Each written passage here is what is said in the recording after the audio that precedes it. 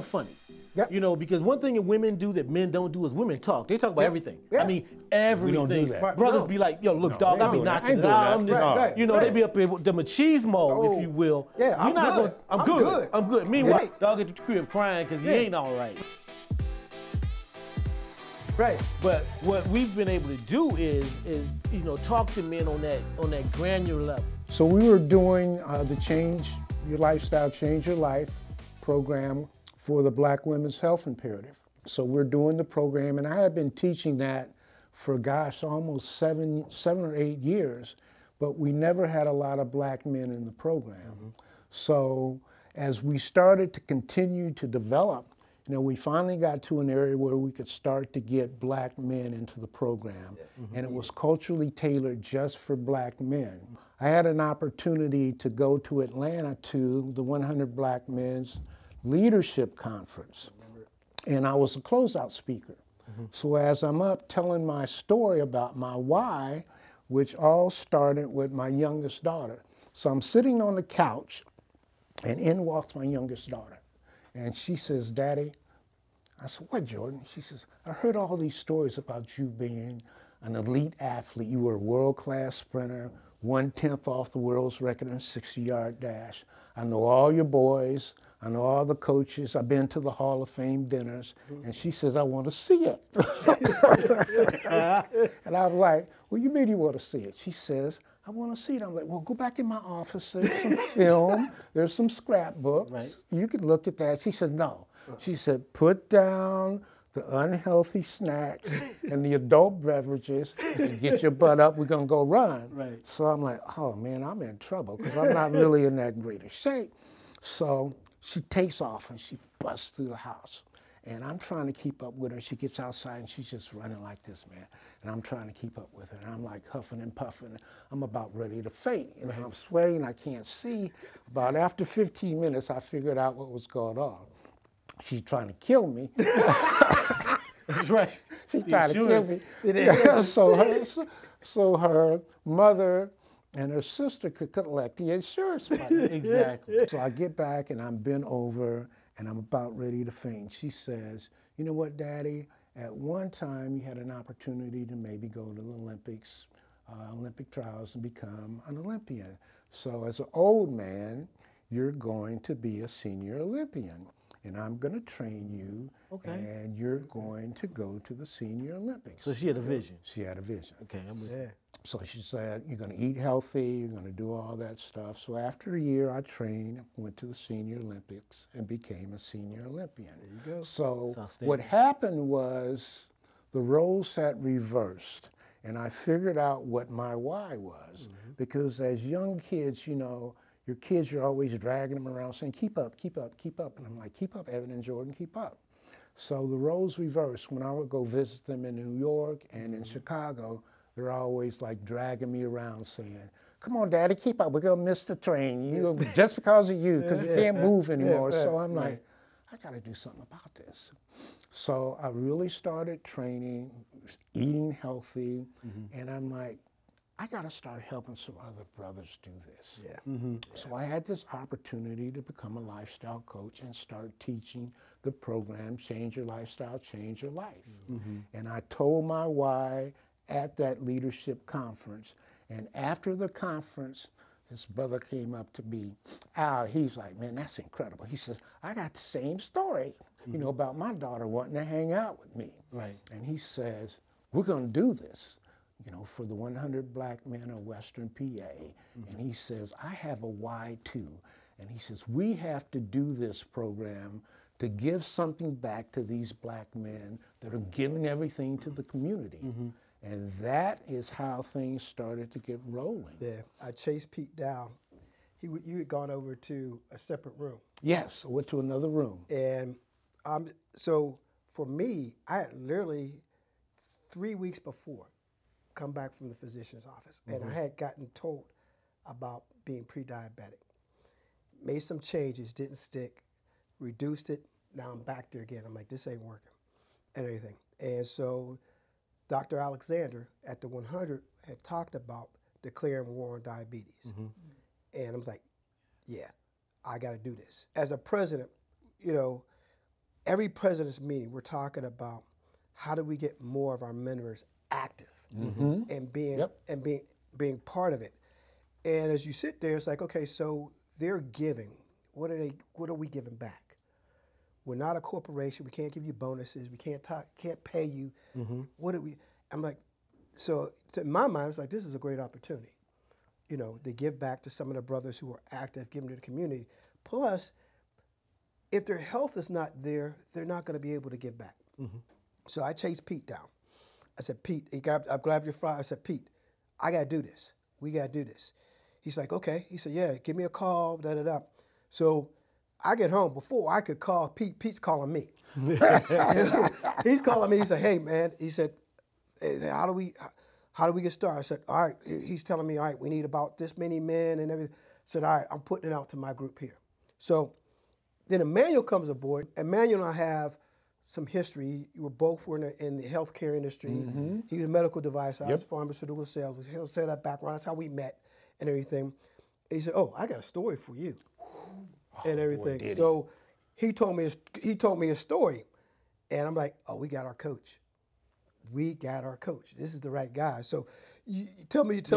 Yeah, so that was crazy because, I mean, again, I was diagnosed similar to you with prediabetes, but, you know, the physician actually kind of just poo-pooed, oh, it's just prediabetes. Yeah. Don't worry about it. You'll be all right.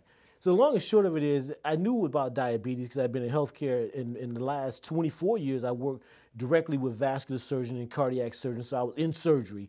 And the scary part was I was on a customer training in Dallas, and I got my customer, we're going to training, and I'm walking through the Dallas airport, and all of a sudden the signs all go blurry. I literally can't read the signs. And I'm like, well, I'm not gonna make this alarming. Let's just get through this. We do the training. We get back to Pittsburgh. I go see my doctor. I'm like, hey, what's wrong with these glasses? I just got new glasses a couple months before then. And she said, well, what do you mean what's wrong with the glasses? I said, they're not working. I can't see out of them. So she checks my eyes and she says, Emmanuel, are you diabetic? I said, no, I'm not diabetic. She said, your eyes have changed. In 2 months, they're not the same as they were. And so the very next day, I go to the doctor and they run my labs, and it was off the chain. A1C up, glucose up, kidney enzymes off, liver enzymes. I was a walking time bomb, to just put it plain simple, a walking time bomb. And so anyway, long and short of it is that I went to my doc. He put me on metformin. This was 2015 when this happened.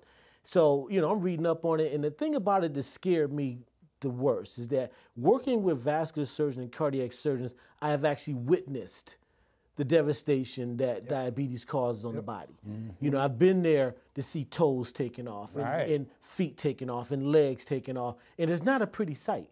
And so I got spooked. You want to talk about getting scared straight? I got scared straight. You guys remember that show from back in the day? So I was scared straight because in my mind I'm thinking, oh my God, I may get shorter, not by my own choice.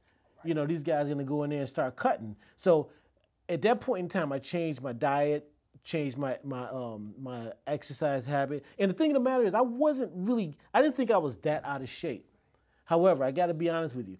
At that time, I was weighing about 230. Okay. Today, I weigh about 202, 200. I fluctuate. Right. So since 2015, I've lost about 30 pounds. You know, and it's made a difference. But where the change really came in 2017, I said to myself, I can't continue to take this poison, you know, because in the U.S. we practice what I call second generation medicine. They don't do anything until the disease presents itself, as opposed to any type of prevention. And so what I did was I talked to my doc. I said, hey, look here, let's do this. If I can manage this with diet and exercise, can I quit taking the pills? So he obliged, and he said, okay, let's try it. And when I went back to him, initially my A1C when I got diagnosed was 9.0. When I went back to him after we did the experiment, my A1C was down to 4.9. Incredible. Now it trends around between 4.9 and 5.2. You know, because I do dabble. I know what I can eat and what I can't eat, what I can push and what I can't push. You know, and it took a while to figure it all out. But what I have to say, and I think is the most important thing, is that it is manageable. But you got to be extremely deliberate about it. Just like you get up in the morning, you don't go see people before you brush your teeth. You know, you ought to make sure that you're doing something physical. And what's interesting, because when you brought this to my attention, I had just retired. Sure had. And I was like, man, look, I just gave corporate America 36 years of my life. It damn near killed me. I ain't trying to go back to work for nobody right now, you know? Yeah. So it took a minute before it settled in that, you know, I probably should do this. You know, this may be a divine intervention, if you will. You know what I mean? And so then... I never forget it. We were doing a Zoom meeting, and Al and Emmanuel was on there, and Al says, you got to meet Emmanuel. Yeah. So we heard the story, and he says, Emmanuel would be a great lifestyle coach. So Emmanuel comes in, and after that, it's like, man, this brother's going to be outstanding. Because he had just retired. He had just retired. And man was like, man, you got to do this. I'm like, he's like, man, he said, I'm thinking about it, man, but I don't, he said, man, I just retired, you know. I said, man, you got to do this to me. Got to do it. You got to do this. Do this, man. And he said, I said, talk to your wife about it. You know, I got to clear everything through the boss. Got to do that. Got to get it clear real to the boss, right? So a day later, he called. He said, my wife looked at me and said, this is what you've been talking about. This is your mission. You said you've been wanting to do this and everything. It's come to you. He said, I'm in. I'm like, all right, let's go. Let's go, baby. Let's go. And we started that day. We started recruiting the brothers in the chapter and everything. Well, that's because it became like a ministry for us. Yes. We had to take it to that level so that we realized that, you know, in order to get these guys in there, we had to hit them. And see, men are funny. You know, because one thing that women do that men don't do is women talk. They talk about everything. I mean, everything. We don't do that. Brothers be like, yo, look, dog, I be knocking it out. I'm this, you know, they be up there with the machismo, if you will. Yeah, I'm good. Meanwhile, dog at the crib crying because he ain't all right. Right. But what we've been able to do is you know, talk to men on that granular level. We talk about, because what people don't realize, when you talk about diabetes, what it actually does to the blood. Let's talk about it.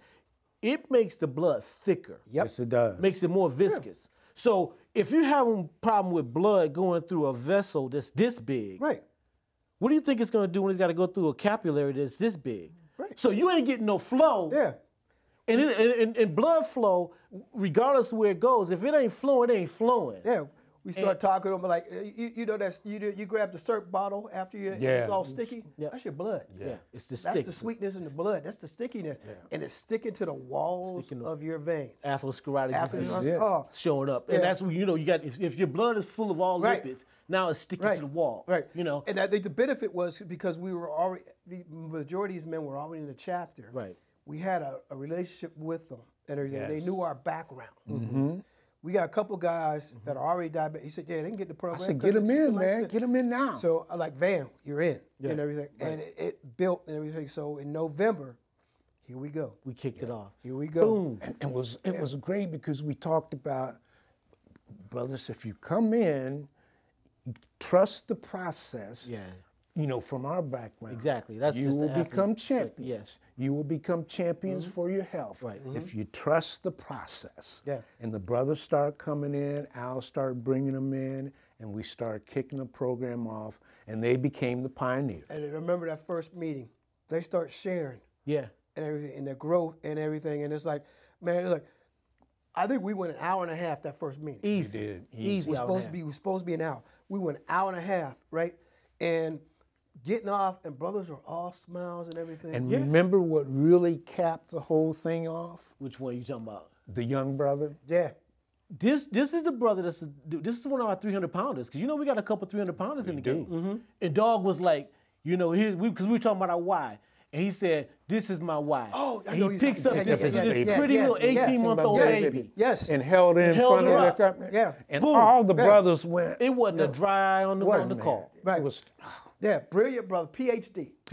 Yeah, because he's a professor. Out of St. Vincent's. Yes, absolutely. Ran our collegiate chapter at Duquesne when he was there. Yep. That was powerful. He told the story about almost having a stroke. He did. That's almost having a stroke. He was hypertensive. And his kidneys were bad. Wasn't take care of himself. He knew about it. He was just ignoring it. Which is what most brothers do. And that was it. Well, you know, we all have that S on our chest. Absolutely. You know, like we're invincible. But you know, I got to be honest. You know, as you get older, you mature. Is a better way of saying it. The S. Not only is it lowercase, it's starting to fade. You know, and it's going to fade if you do not change your lifestyle. Right. So we talk about it like, and I always talked about it like this, man. Big boys don't cry. Yeah. Oh, You know, we play with pain, man.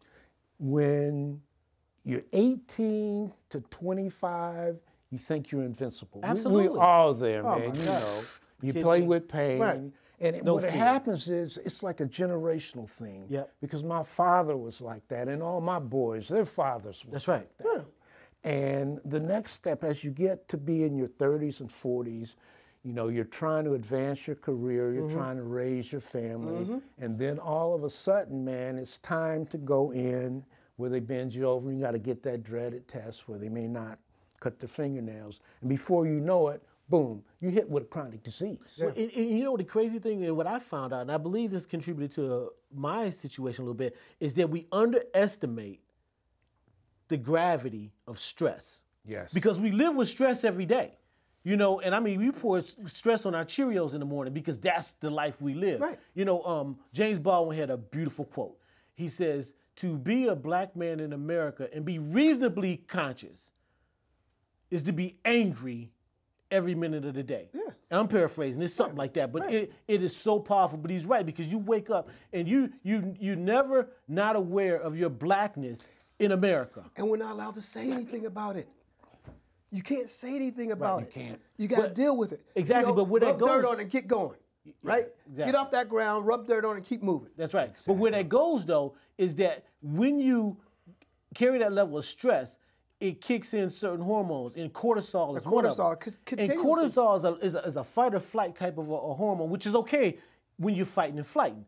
But it shouldn't be at an elevated level all the time, because that leads to the disease. That's the secret sauce of the men's room. Right. These stories, we're not allowed to tell them, right? Certainly can't tell them in the corporate setting, right?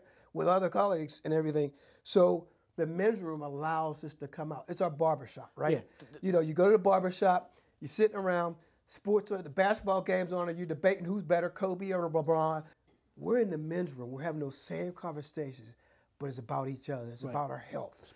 Hey, are you watching this, man? You know, how'd you walk today? Did you get your walk Holding in? you accountable. Holding accountable, right. And that's the piece right there, that being in the men's room, what it allows us to do is to be able to share our feelings in a non-judgmental environment. It's safe. Right. You know, you can feel like you can say things. And I think the euphoria or the eureka moment is when the guys realize they're not the only ones going through it. Right. No. You know, because remember we did the one on erectile dysfunction. Yeah. But sometimes you got to look at it like it's not necessarily erectile dysfunction. Sometimes it's just erectile disappointment. Right.